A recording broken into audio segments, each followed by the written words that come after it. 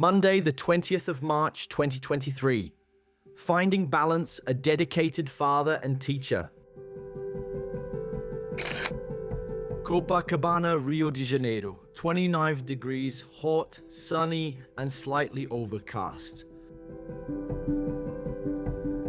After the stress of Sunday, a long sleep, and an early rise at 4 a.m., things were looking better. Just a good sleep can change your perspective on everything.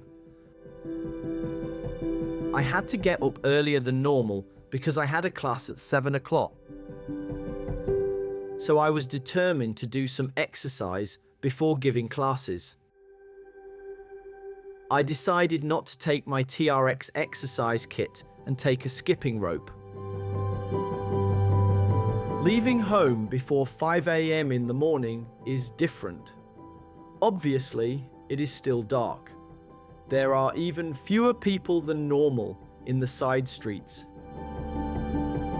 And on the main Calçadão promenade in front of the beach. I was the first to arrive at the square at the end of Leme. Paulo, a retired postal worker, is usually there before anybody else. He has 2 dogs, a female Rottweiler and a smaller mongrel that he had rescued from the street. I decided to increase my skipping workout from 15-20 minutes to 40 minutes and do some exercises in between. After quickly packing my things, I went home, took a shower, and got ready to teach my first class at 7 a.m. I felt accomplished and responsible for my own needs, ready to take on the day. I now feel even more relieved about yesterday and the stress. However, I also feel guilty since my daughter has to face this situation every day. I was considering picking her up from school and walking her home. I sent a message to her asking what time she would finish her classes, and she replied, "At first, I was thinking about going to meet her, but I decided against it as we had plans to meet the following day." It turned out to be a good decision because she ended up going to her friend's house after school and spent the afternoon there.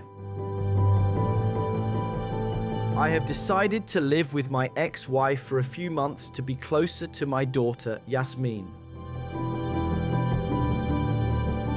Though it may not be easy, as I will have to avoid getting into arguments, being near my daughter is worth the sacrifice. It is a chance for me to spend more time with her before I have to travel.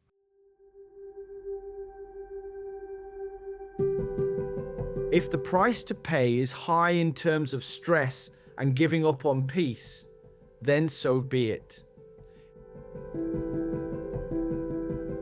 It is only for a short period, and sometimes we can't have everything we want in life. We must learn to accept the things we must do, put our heads down, and move forward. The rest of the day was filled with classes and studying how to set up a website. My last class was at 8 p.m. and I was dead. It was a good, productive day, and I got to put things into perspective. In bed by 9 p.m. Thank you. Thanks for reading my blog. Check out my other posts and share your thoughts in the comments. Richard.